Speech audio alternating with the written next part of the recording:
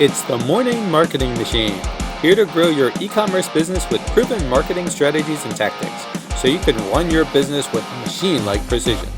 My name is Douglas Levin. Let's dive in. So welcome to the Morning Marketing Machine, and I'm very excited because today we have a special guest. So Aj Smit spends her time as the Joy Weaver creating gatherings for women who seek to live wholly embodied through her business in Joy Productions.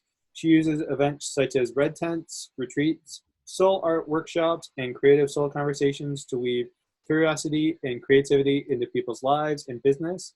She's a military spouse, and she was recognized as the AFI 2020 Lackland Air Force Base Spouse of the Year for her work in helping military spouses create a sense of community and lean into vulnerability, boldness, and embodiment. So AJ, thank you so much for coming on. Thank you so much for having me, Douglas. I'm super excited. Yeah, I'm excited to have you on. Obviously, we talk a lot about mindset, so we'll kind of get into that. But I guess for people that don't really know a lot about you, can you kind of say how you got started, like a little bit about your journey? Yeah. So I became a professional mermaid when I turned 23. And so if you've ever seen a clown perform, it's kind of similar, except less terrifying, better makeup, and I don't scare your children for life. So I started my business, Mermaid Harmony, which is now transformed into Enjoy Productions 8 years ago. And over that time, I realized that being a mermaid was more than just performing. It was creating these pockets of possibility and wonder and dreams for people. And so people would be like, oh, I wish I could have purple hair too. For those who are listening, I have purple hair and henna and tattoos, or, oh, I wish I could be a chef. Like, I don't want to be a mermaid. I want to be, a painter. I want to do these other things. And so there's so many dreams and desires that people would have. And then because I'm a military spouse, we moved to Germany, and I started Red Tents, where we're sharing stories and learning from each other in intentional community. And it's, people think they have to be a certain way, but when you have this permission to dream or be like, oh, this is possible, like their hearts just gush out of everything they would love to be or see in the world. And so that's what I do now, is I help facilitate these conversations through gatherings and events. So that's my jam. Oh, awesome. And I know, coming from my perspective, I was I'm a business owner as well. That's the thing as well. You're always looking at things from the perspective of doing things you've never done before, of trying to come up with a world of, like you're saying, a world possibility, and a lot of times you don't know what you're doing when that stuff comes in. So this is really cool. And I'll also say, selfishly, I come from a music background, so I'm used to tattoos. I'm used to colored hair. I had blue hair myself for a while, so it wasn't that makes me purple, happy. it was blue. Still counts. So I'm right at home here. One of the things when I was looking at your website and other things, obviously you talk about meditation a little bit as well. That kind of gets into some of the stuff. I know I've been obsessed with morning routines and things like that. Is there a typical one that seems to work best for you? For people that are whether it's meditation, anything like that. What has worked best? Kind of get your mind right when you're getting started. Oh, that's a great question. I'll kind of answer it in two parts, if that's okay, like morning routine and then meditation. So for me, sometimes I do meditation in the morning and sometimes I don't. It just kind of depends. But I've started doing walking meditations just for myself. So I'll wake up. Sometimes I've been trying to join the 5 a.m. club. So I'm at 5:30 a.m. right now. I'm we're getting there slowly but surely. I just need to rip off the Band-Aid. But so I'll go for a 5K or 2-mile run, but then I'll just go for a walk by myself and not listen to any podcasts. I'll just play quiet music, and taking that time where I'm not walking the dogs or I'm not running, to get my body better. Just being and walking and taking in is a really great way to kind of okay, and kind of tune into God and be what's on our plate today? What's on our docket? And then I go home, shower, get ready, and then actually plan out my day with my planner and my morning pages. But meditation wise, something I do is I lead guided meditation. So there's a bunch of different meditations, and this, you could do guided, you could just sit quietly, body meditations. But I really like visual ones, so that you kind of go to a place it helps me kind of get out of my own way of like, okay, I'm sitting here and we're thinking, so that helps me. I kind of have a soulscape setup that I can be like, okay, we're walking down our stairs and I have my soul door and a wombscape door and a heart door that I can learn and check in with different parts of myself. So I think exploring different types. And if you don't like somebody's meditation on like YouTube, don't listen to them. Mm-hmm. Like there's so many different types of meditation. So I wish somebody would have told me that in the beginning, because I sat through meditations and I'm like, this is not fun.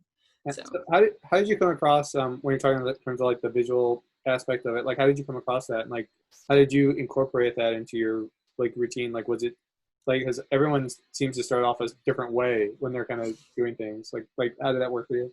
Yeah, Amber Queen Ilani Benici runs the Women Unleashed retreat twice a year. And so it's an online free soul art class. And so she did this thing where we did a guided meditation and then we painted. And it was my first time, I think, doing a guided visual meditation that way. Like I've done previous ones, but this one was different, more like a journey of exploration, but not actual journeying or visioning, because that's a whole different thing. And so that opened up the door of, oh, this is a way to get your brain out of the way so you can listen to your subconscious. Mm-hmm. And so once I knew that, then I would close my eyes and kind of guide myself and be like, okay, hey, I'm going to chat with my wild soul self, or I'm going to check my love cup. And so then as I was exploring that, then I started practicing with my red tent ladies that I would lead and be like, hey, does this work for you as well? Does this help you silence your brain so you can get your left brain, right brain linked up and start sharing so you can embody your learning in a quicker way? So that's how that synced up with me. Yeah, because just sitting quietly, I'm not that great at it. So hey, you're not the only one. I know a lot of people that are like that. I tend to, I think when I first started with meditation, like you're just like thinking and yeah.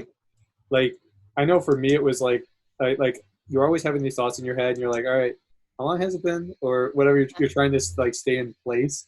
And I know it took me a while, like, and then you look up at the clock at the end, you're like, really, it's been like 3 minutes, like whatever it is. Yeah, it's been an hour. It's been ages. Yeah.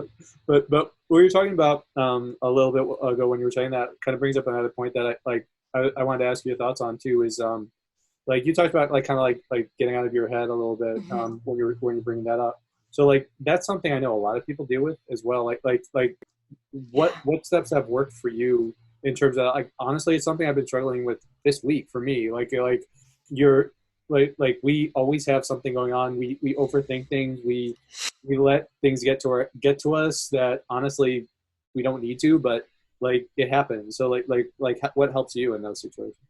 Oh, yes. And this is such a big deal, right? Too, is we're in the middle of 2020.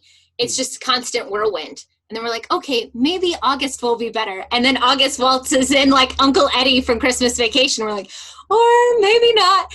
And for me, what I kind of figured out last week, in real time, is I kind of have to treat myself like a toddler. When toddlers get overwhelmed, we're like, you need to eat, sleep, or you need a nap.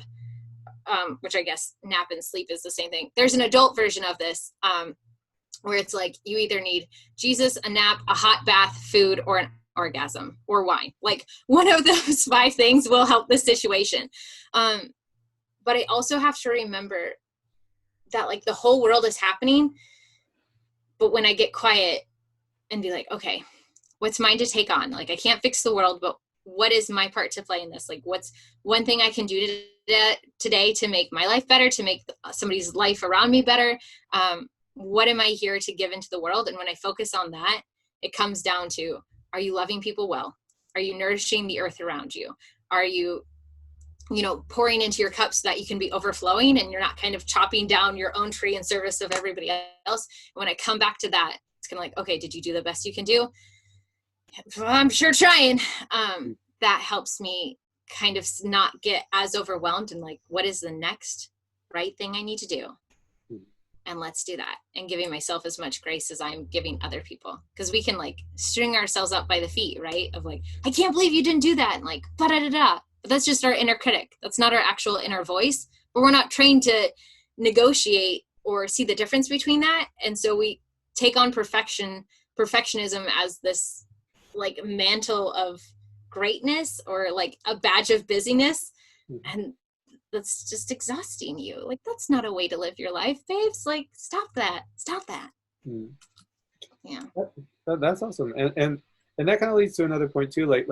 I like along with getting in your own head when you're trying to deal with stuff, like us as business owners, we're always trying to basically do things that have never been done before, and then which inevitably leads to setbacks because you don't know what you're doing. Goodness, yes. So like in those situations, like obviously we were talking about walking before. Are there other things that kind of help you? Like obviously we're talking about the five that you kind of said before, like stuff to kind of like at that point it's not so much about getting your own head, but you're just like you're not sure, like maybe in your funk, whatever it is that's happening. I know this happens to me all the time. It happens to a lot of people. Like what kind of activities, like obviously along with the five that you talked about before, like what seems to help you in terms of like focusing, getting back to where you kind of need to be for whatever it is that you're trying to tackle. 100%. When I'm in that stage, I just have to hit the pause button of, okay. And I notice it's when I start kind of halfway doing a bunch of things. You know, can I swear, like tiny swear word? Like when you half-ass a bunch of stuff at the same time instead of doing one focused thing at a time is when I get super overwhelmed. So I have to hit pause and be like, okay, what is actually on my list today? Rachel Hollis, and I know there's a bunch of stuff going on right now with her, but she has this priority planner where you pick 3 things for your day, that those are your priorities that you're getting done. And you kind of map out your day with all of the stuff, but those 3 things, you get those done, you're good. And so one of those is always like, let's clean the kitchen or make your bed. Like I always give myself an easy win. And then the other 2 are something business wise or something I need to do. But when I started doing that, because our to-do list is always going. So if I hit pause and be like, what actually needs to happen today? Okay, let's do that. And then kind of going back to the toddler thing as well, something I've started asking myself is, what do you need? Like when when you're fighting yourself and you're like stressed out and you're like, just 10 more minutes. Like I can do this hour. I get a break in 3 hours and 20 minutes. And you're just like looking into the dread of life. It's just being like, okay, this isn't going well right now. If I was working with you, like talking to, myself, if I was working with you as a partner, as a business partner, I'd feel like, what is wrong with you right now? And so in that, it's like, what do we need? Do we need to go take a 10-minute break outside? Do we need to take a mini nap, a hot bath? Do you need a snack? Do you need a dance break? And usually it's something super simple. So I've been taking my laptop for meetings outside, or like playing some music and kind of dancing around for a little bit, or petting dogs and being like, okay, 15 more minutes, let's go back at it. And that usually helps reset, because if it's overwhelming, you pushing through is just going to bring more stress and you're going to get more angry. So if you see overwhelm, it's because you're doing too much all at once. You press pause, figure out next right step, do that. Maybe bring in glitter, because why not? So I gotta know, like, what kind of music? I guess a musician. I gotta ask. Oh, yeah, that's totally fair. I've been listening to Ivory Lane lately. She's Cookie Cutter. Girl Talk is a DJ that mixes a bunch of like 90s and 80s music and 2000s that I've been loving. And then I just found Serena, which is a Renaissance Festival trio of ladies that sing together. And then Ward Runner, Viking war music is also my jam lately for when we need to jam out. So it's this mix of like Disney jams, like DJ compilations, and then Viking war chants. Actually hits the spot. Yeah. Running the gamut there. Thanks. Yeah. Variety is the spice of life. Yeah. Awesome. So one thing you were talking about, I think a little bit earlier, and I kind of wanted to dig a little deeper on too, is you were talking about like kind of like making your kind of mark in the world a little bit. So like that kind of brings like I know, are you familiar with like Tom Bellew at all? Like he talks like the Quest Nutrition. Like he talks a lot about like his story, and he says like how he was like a millionaire on paper, but he wasn't happy, and like it's not about the money, it's about like what your purpose is. So so like that kind of made me reevaluate my life Mm. too. And like, I Yeah. can ask you, like, what's your purpose, like, for doing what it is that you do? Oh, that is yes. And then after I answer, I totally want to hear yours as well. For how that like shift was for you. Yeah, yeah.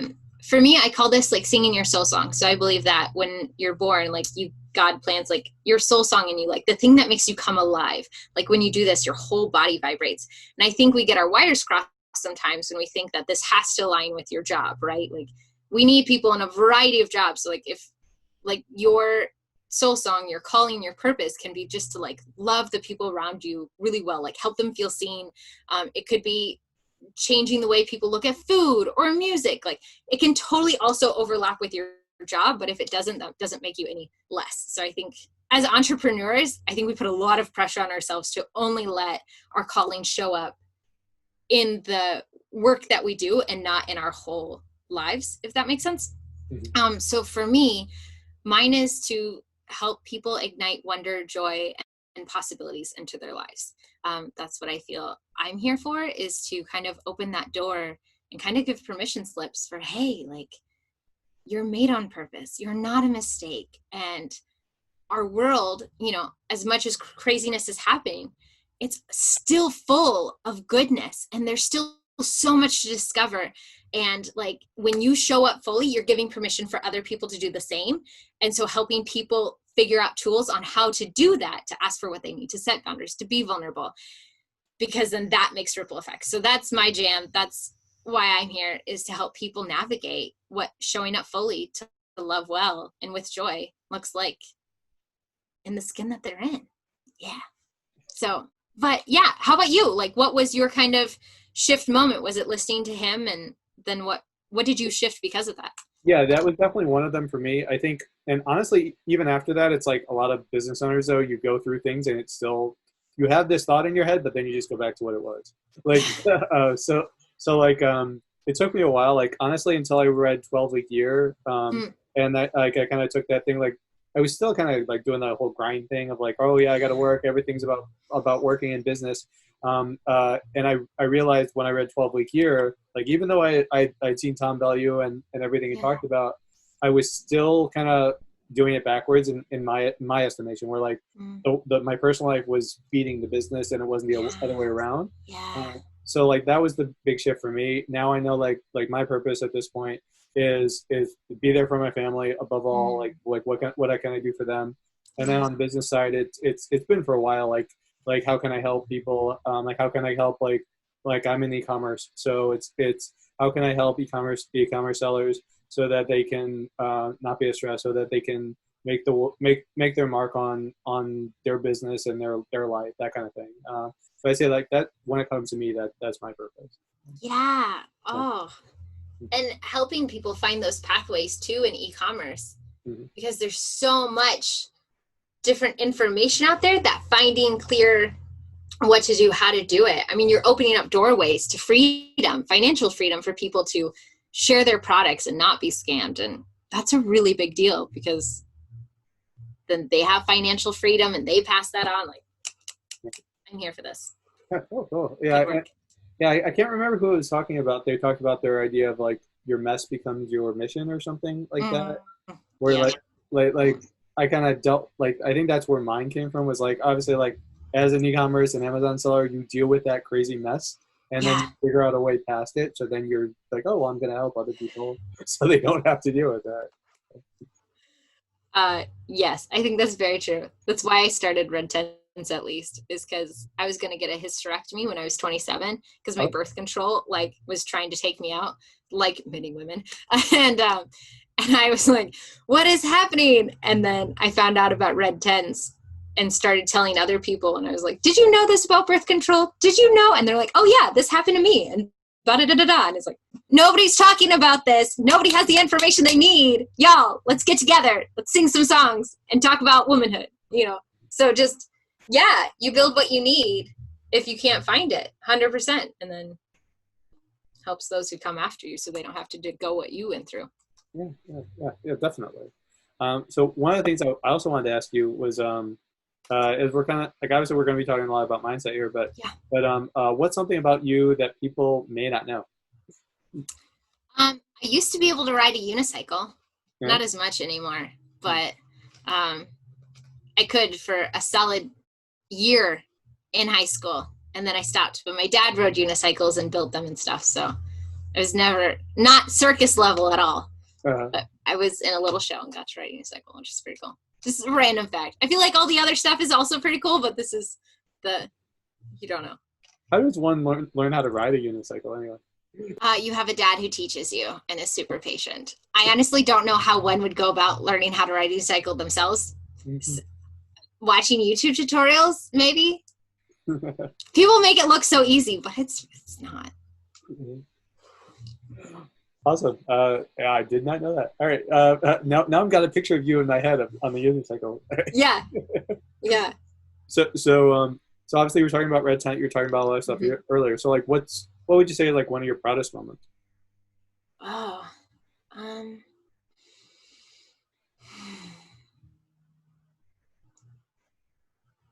that's a good question. Actually, it might be what happened last month.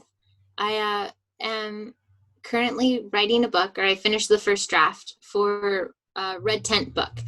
So it's kind of combining some of the things I've learned from the last 4 years of leading one, because people would leave. And for women who are listening, guys too, there's not a lot of times when we gather in community together, we're selling something, we're drinking, we're partying, but there's not often a lot of times where we gather to learn intentionally together and be vulnerable while we're doing it, right? Like you might go to school, but you ask the wrong question, like, oh, that's a stupid question, like, homework.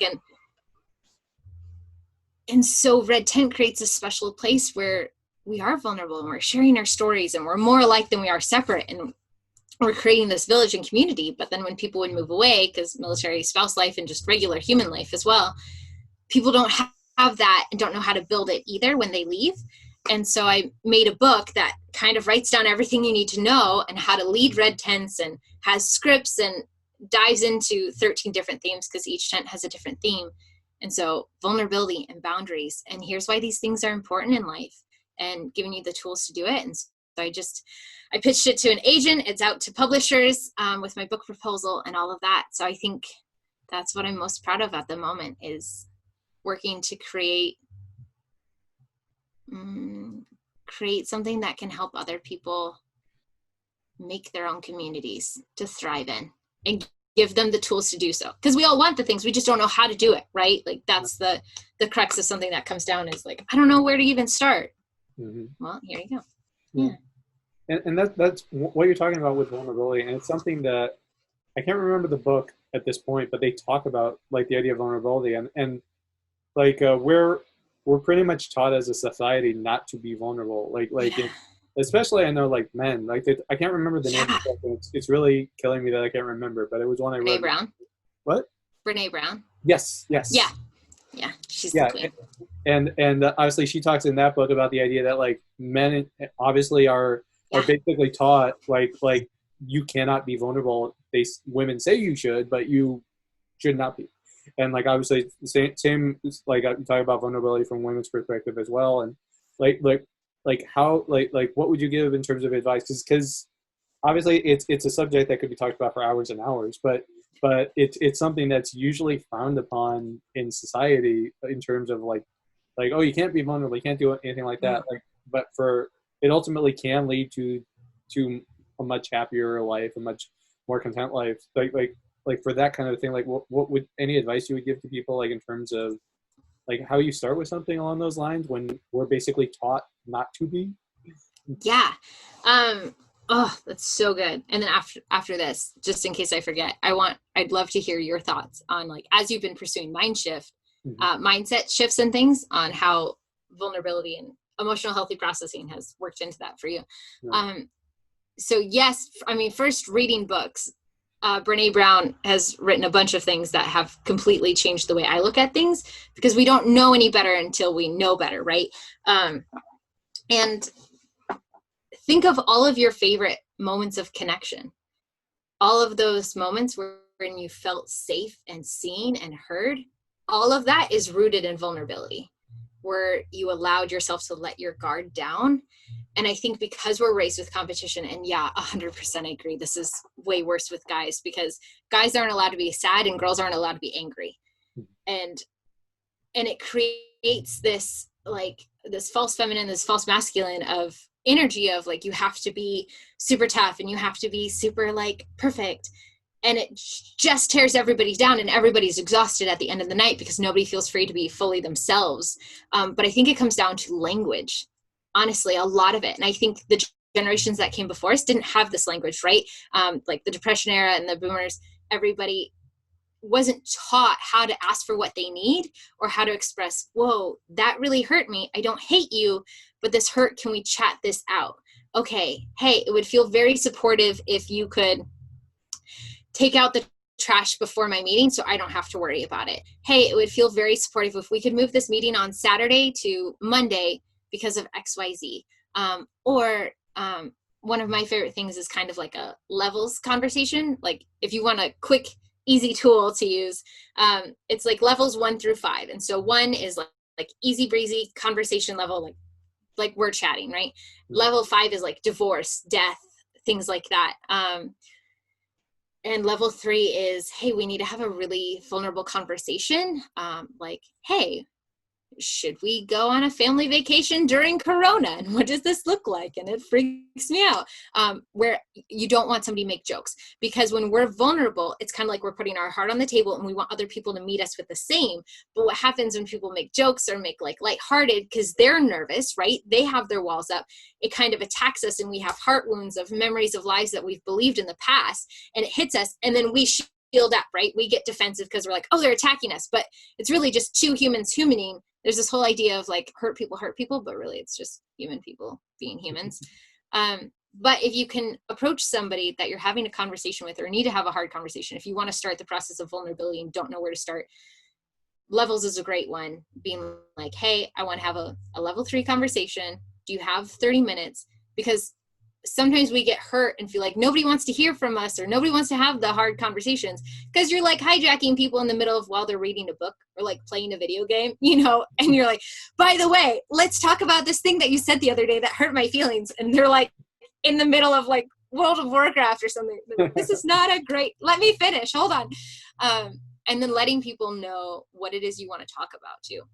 Because if you're, when we look at relationships, if we treat them like our enemies or like competition, people are going to be on the defense all of the time. And a relationship is two people on the same team facing a problem together. So that, and Stephanie Carlin said this thing the other day that I've been really mulling, is beliefs are just mental objects that our brain holds onto. Like we have neuroplasticity and we have the ability to rewrite the script. So we were told vulnerability is dumb, but all of those guys who got awards of honor for courage and bravery, you can't have courage and bravery without vulnerability. So I think vulnerability is much more vital, and we need a whole buckets, a lot more of it in our humanity, because we're going down a path where there's no empathy, compassion, grace anymore, and that's not cool. Yeah. Long answer. Yeah, that's a lot to chew on there. Yeah. I'm not sure how best to follow up, because man, I know, like in general, I guess in business too, we're not like where it's always about work, but then I think I see a lot of like business owners when they're doing that, and that's all they focus on. Yeah. And they neglect those relationships, yeah. and they neglect like that vulnerability, like you're talking about, because they're always focused on this thing here, like, and then you start to lose track of the whole reason you started in the first place. Yeah. What has that been like for you with being vulnerable or doing emotional healthy processing in the midst of growing your business and kind of figuring that out? Yeah, it's something I really struggle with, honestly. Like I think I've been very lucky in terms of my relationship with my wife. Like I try as I can, as much as I can, to be honest with like people in terms of like my history, my struggles, all that kind of stuff. But like I was married once before and it didn't work out, and obviously we're divorced. And And I think a lot of that came to the fact that I just was not in a good place. I wasn't able to be open with her. I wasn't Yeah. like allowing myself to be vulnerable.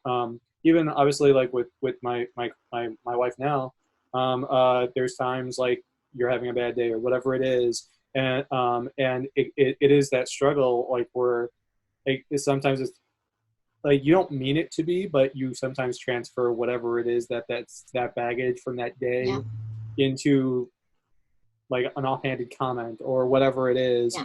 that you ultimately you feel bad about and you don't want it to go any further, but it's something that got away from you for whatever reason.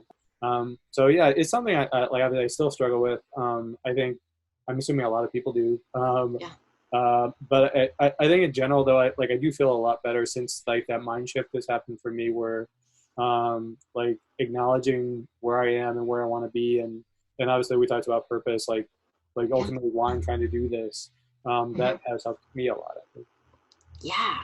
Oh, I think, yeah, the I like the concept of like looking ahead to of who am I becoming, Mhm. of like my why of this, of like, okay, this is happening here, but I said this comment, but this is who I want to be. There's there's this idea going around of like, oh, that's just who I am.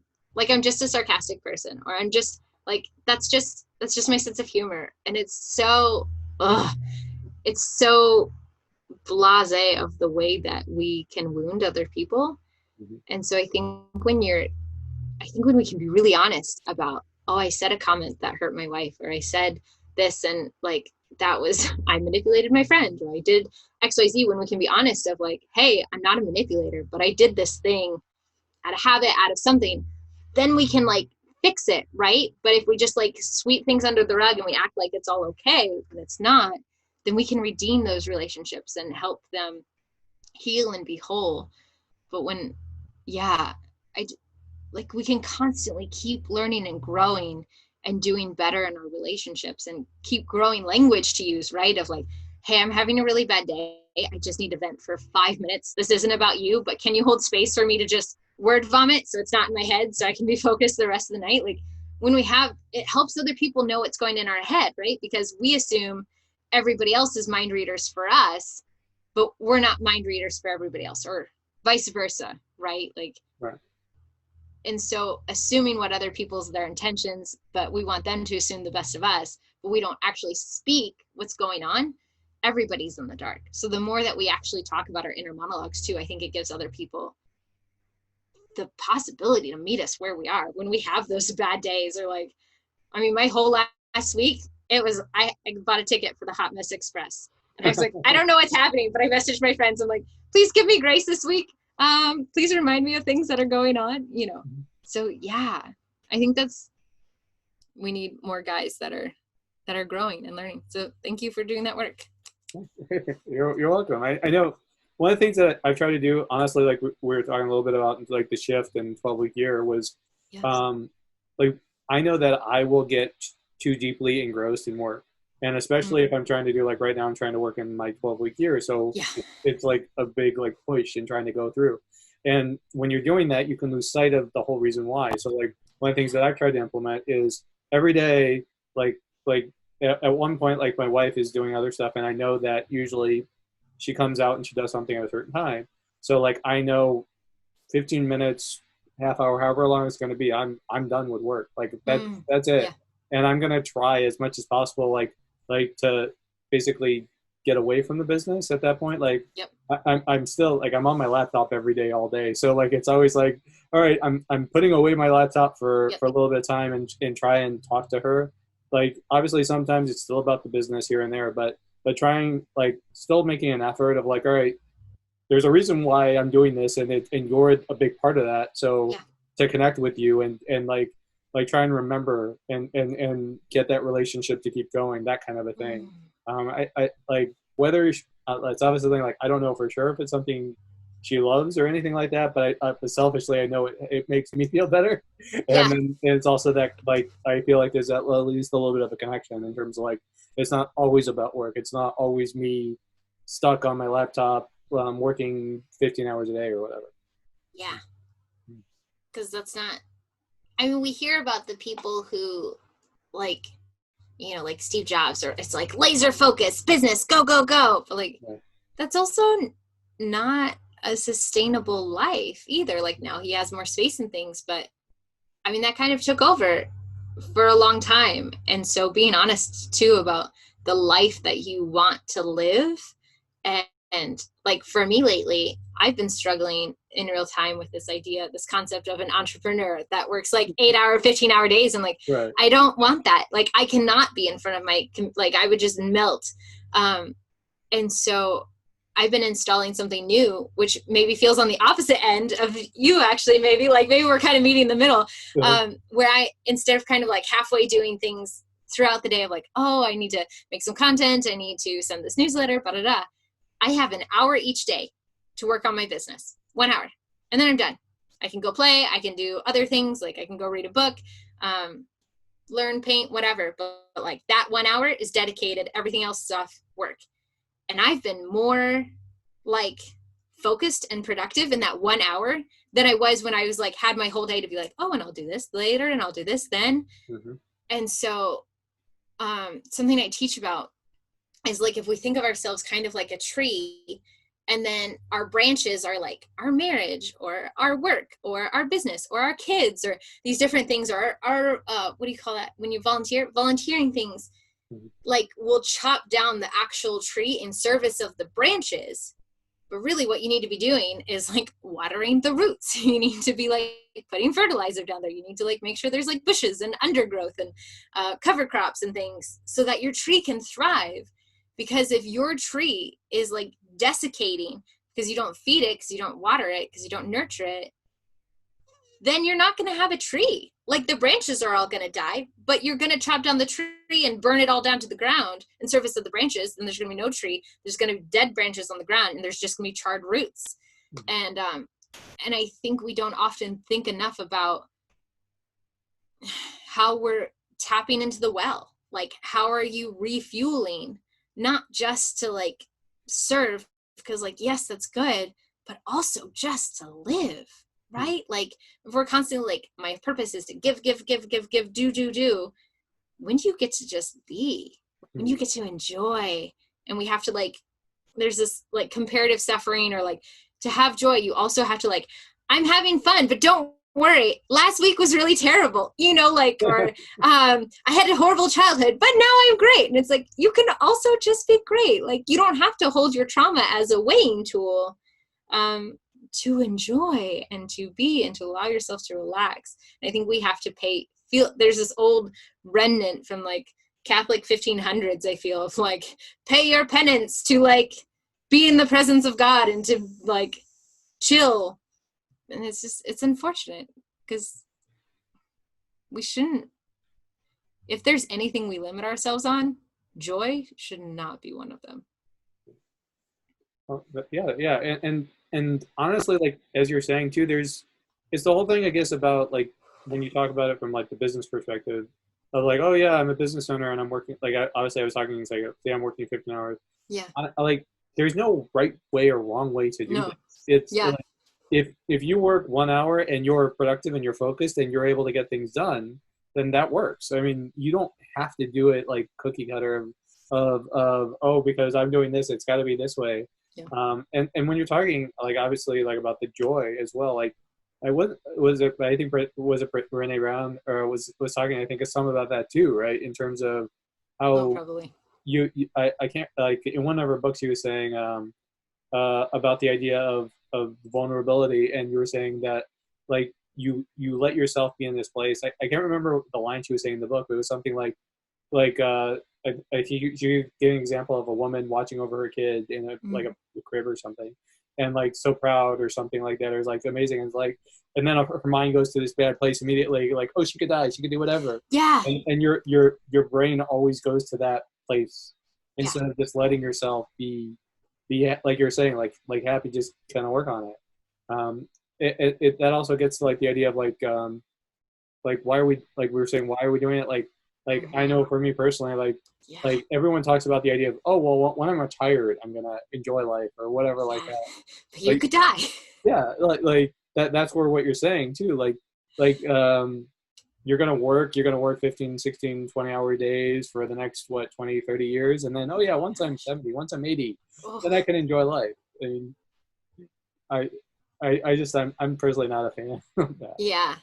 No, I'm with you.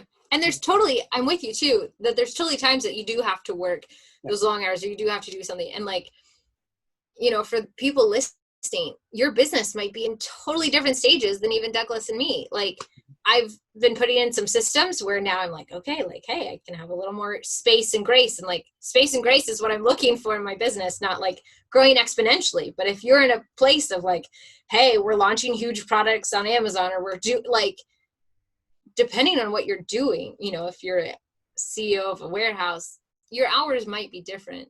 But like, then what does this look like for you as well? Because like finding space, like, okay, if you work a 10-hour day, where are you finding that space? Because if you're going home and then like just doing TV or just like thinking more about business, like that doesn't give you an actual break either. So yeah, like putting the laptop away, putting the phones away. What does play look like to kind of refill the well and the inspiration? Otherwise you're going to get burned out. So also, like, it doesn't have to be either end. You got a whole, not even like this way binary, like a whole spectrum, a whole circle. You just got to find out what works with you. But there's a lot of people on the internet that have lots of opinions about what entrepreneurs should be. And sometimes they just want to be like, can you just let people explore and like let people breathe, please? Like, Right. yeah, it doesn't have to be perfect. It really doesn't. So one of the things you brought up at the end, and I want to ask your thoughts too, is this is something I've said before. Like I really struggle with is like the idea of like other outside hobbies, basically. Yeah. I know for me, I used to be like I'm still a sports fanatic, but like Yeah. and obviously music, but um, uh, I don't do it as much anymore just because other things happen. But like I used to do those things. I used to like kind of get away and do that. But now like I will fully admit like when I'm not talking about business or I'm not like spending time with my wife, like I don't really have the many hobbies. So it's Mm.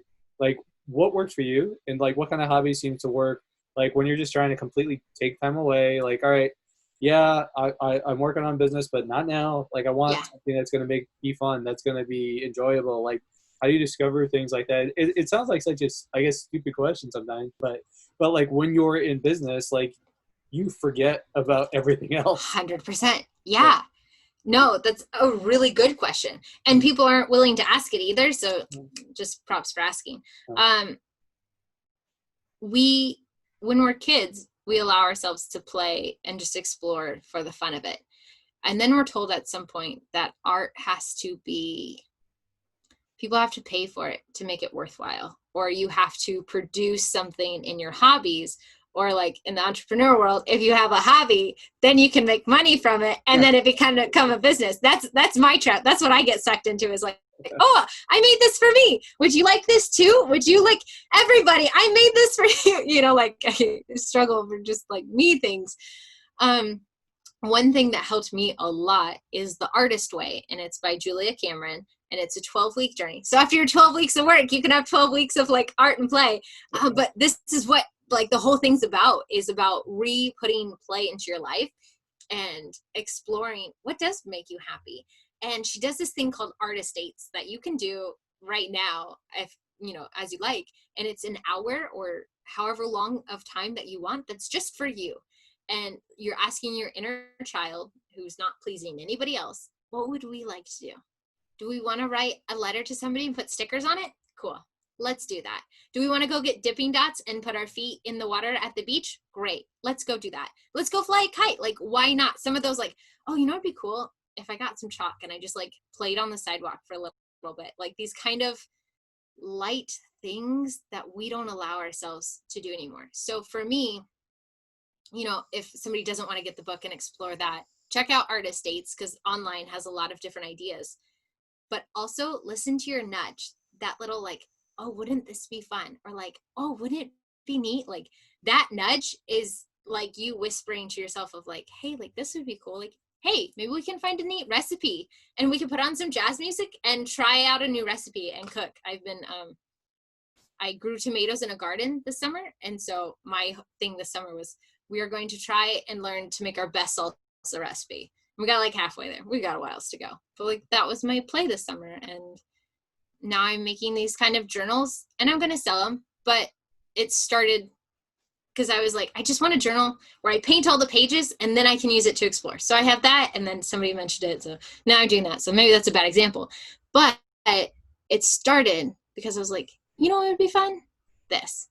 So just allowing yourself to be curious and kind of follow that path and allow yourself to do it without judging yourself or listening to a recording, or it can be like little things like that, but it's baby steps, if that makes sense. Yeah, it definitely does, and that's something out of this whole thing. I know that's one thing that I know a lot of people have struggles with. So Yeah. so this is that one part of the interview. Like, listen back because that's a great nugget for everybody. So obviously you're talking about the idea like you're working on the book, as well. Yeah. So like, is that your most important thing? Like, what's your most important thing like right now that you're working So I know this isn't like the correct answer. on? So in real time, I'm finishing the last month of a program that I'm leading called the Red Tent Journey. So it's like a 3-month journey with 12 women, and we're diving in depth to different themes for 12 months. So that's what is on my plate that I'm kind of like leading, facilitating, most important. But what I'm business-wise working on that's most important is I'm launching the Joy Guild, which is next month. And I'm super excited because it's a membership group, because I took on the title of the Joy Weaver, because I was calling myself the Joy Facilitator, and I was like, that feels so clean and like sanitized. I was like, that just feels weird because I help people weave joy into their life. So I was like, oh, the Joy Weaver. But essentially, or is it okay if I share what it is? Oh yeah, go for it. Yeah. So the Joy Guild is a membership group for people who want to be artisans of their lives. So if you want to weave joy, creativity, curiosity, wonder into your life, and you want to grow in community with other people who are doing the same, we're going to have monthly downloadable meditations, playlists, teachings. For me, we're going to have guild gatherings, which I think just sounds so cool. But it's also gender open. So red tents are for just women, but this is going to be for guys, femmes, and non-binary folks who want to grow in community and learn. And so we'll kind of have like a red tent sort of thing, where it's that same kind of vibe of embodied learning, left brain, right brain, to dive into a different theme. So we'll do boundaries, we'll do vulnerability, we'll do embodiment, we'll do cycles, we'll do curiosity, all of the stuff, and really help people forge some friendships too, because the internet's so loud, right? But like, where do you have a safe place to go and ask questions of people that are going to push you to become a whole or better version of yourself, and a brave space? And so that's what the Joy Guild is about. So that's the big thing I'm working on right now that I'm super stoked about. Awesome. Yeah, and can't wait to hear more about it. And one thing I did want to ask you as well is, I got this from another person that was on his podcast, and then I love the question, so I want to ask like as many people as I can. Yeah. So like, what's those. your definition of success? Success for me looks like having a fully embodied life, like showing up fully and embracing people to do the same. It looks like, yeah, just being fully unleashed and love and grace and boldness and joy, and being unapologetic and constantly growing and seeking God and seeking to love other people and nourish the earth.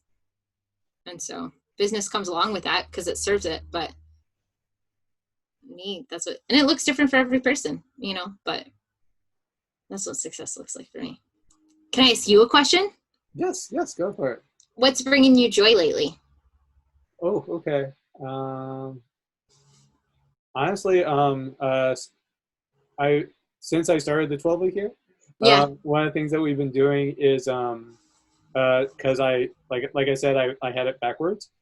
So since I tried to make my personal life, Yeah. the whole point is that we're trying to do like a family night with like the four of us. I love So this. so I take complete time away for like 3-4 hours, and then we basically like it's good because the kids aren't playing video games, and Yep. and we're like playing board games or whatever it is. So that's been something that's been bringing me joy lately. Mm. Mm. That's fantastic. We had family board game nights growing up, so like you are making memories. You're doing the things. Just remember to put M&Ms inside the popcorn. Makes the popcorn even better. I'll definitely remember that. So I wanted to thank you so much, AJ, for coming on today, sharing some of your story, your expert insight. It was so great talking to you. So I wanted to also ask you, like, how can our listeners find out more about what you're doing? Yeah. So you can find me at The Joy Weaver on Instagram and Facebook. You can find me at ajsmit.com. And the Joy Guild launches October 1st. But in the meantime, or after too, if you're not ready, you just want to come and hang out more. Embodied in Joy is my free Facebook group where I have mermaid musings, which is like encouragement of like little like, hey, let's talk about this real quick for a minute. And a free kind of community for people who want to grow in a more chill environment. So yeah, that's how you can come find me. And I'd love if you guys have any questions or want to talk more about vulnerability or need references for what do you call that? Resources for any of the things we talked about today. I'm a book binger babe. So I got books I can point you to if you want to keep growing. So thank you for having me. I really appreciate it. Thank you so much. This is a pleasure talking to you. So we'll also have links to all that she was talking about. So thank you, AJ, and talk to everybody next time on Morning Marketing Machine. All right.